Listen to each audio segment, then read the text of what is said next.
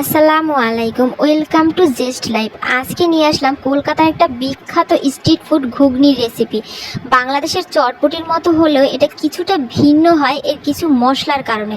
তো চলুন দেখে নেওয়া যাক কি কি মশলা ব্যবহার করে মজাদার ঘুগনি তৈরি করা যায়। আমি এখানে মটর ডালকে ভিজিয়ে রেখেছি সারা রাত, এটাকে ডাবলি ডাল বা চটপটির ডালও বলা হয়। একটু খাবার সোডা দিয়ে ভিজিয়েছিলাম, তারপরে আমি এটাকে এক প্রেশার কুকারে 4টা সিটি দিয়ে জাস্ট সিদ্ধ করে নিয়েছি। এটাকে কিন্তু একদম গলিয়ে ফেলা যাবে না। আর এখানে আমি একটা ঘুগনির মশলা তৈরি করে নেব। 3 টেবিল চামচের মতো আস্ত জিরা, ধনিয়া এবং 3-4টা এখানে শুকনো লঙ্কা আমি ব্যবহার করেছি। আর এটাকে হালকা একটু এটাকে জাস্ট টেলে নিতে হবে, একদম ভাজা যাবে না। এটাকে মিহি ব্লেন্ড করে নেব। আর সাথে একটু 1 টেবিল চামচের মতো চাট মশলা আর বিট লবণ অ্যাড করেছি। তারপর এটাকে আরেকটু ব্লেন্ড করে নিলেই আমার ঘুগনি মশলা তৈরি। আর এখানে আমি তেঁতুলের টকের জন্য তেঁতুল আধা ঘন্টা ভিজিয়ে রেখেছিলাম। মূল রান্নায় আমি এখানে মাস্টার্ড অয়েল ব্যবহার করছি।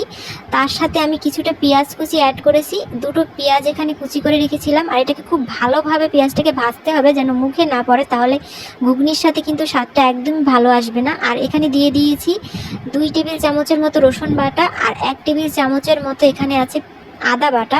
এটাকে দিয়ে অনেকটা সময় কষাতে হবে যেন তেলটা উপরে উঠে আসে। এই অবস্থায় আমি আলুগুলো দিয়ে দিচ্ছি। আলুগুলো দিয়ে এখানে আরও কিছুটা সময় নাড়াচাড়া করে নেব।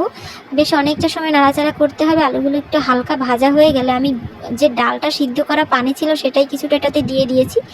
আর তারপরে একটু নেড়েচেড়ে আবার মশলাকে কষিয়ে আমি এটাতে কিছুটা গুঁড়ো মশলা অ্যাড করেছি, যেমন মরিচ, হলুদ, ধনিয়া, জিরা আর তার সাথে লবণ। এগুলো সব দিয়ে তারপরে আমি টমেটো কুচি দিয়ে দিচ্ছি। টমেটো কুচি না থাকলে সেক্ষেত্রে সস দেওয়া যায়, তবে স্বাদটা একটু হেরফের হতে পারে, তাই টমেটো কুচি দেওয়ারই চেষ্টা করবেন। তারপর আমি পানি দিয়ে দিচ্ছি পর্যাপ্ত পরিমাণে যাতে আলুগুলো সিদ্ধ হয়ে যায়।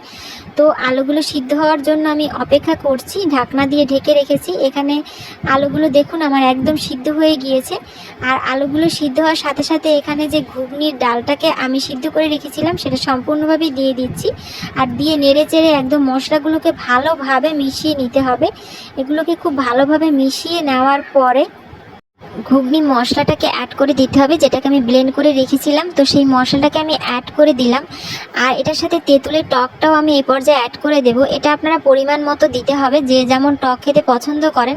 তো তারপরে এটাকে খুব ভালোভাবে মিলিয়ে একদম সুন্দর করে মিশিয়ে নিতে হবে। খুব সুন্দর করে মিশিয়ে নেওয়ার পর এখানে আমি বিট লবণ দিয়ে দেব। বিট লবণ দিয়ে আরও কিছু সময় এটাকে একটু কষিয়ে নিতে হবে। জাস্ট একটু নেড়ে চেড়ে মশলাটাকে মিশিয়ে দেব। আর নামানোর আগে একটুখানি ভাজা জিরার গুঁড়ো দিয়ে আমি এটাকে পরিবেশন করব। দেখুন একটু ঠিক হয়ে গেলে ঝোলটা আমরা এটাকে নামিয়ে নেব।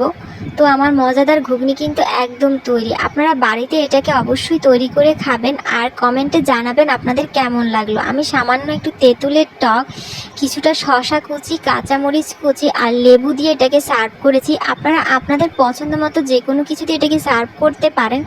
তো এরকম আরও মজাদার দেশ বিদেশের ঝটপট রান্না পেতে চাইলে আমার চ্যানেলটি সাবস্ক্রাইব করার অনুরোধ রইল। লাইক, কমেন্ট, শেয়ার করবেন। পেজ থেকে দেখলে অবশ্যই একটা ফলো দিয়ে রাখবেন। আজ এ পর্যন্তই, সবাই ভালো থাকবেন। আল্লাহ হাফেজ।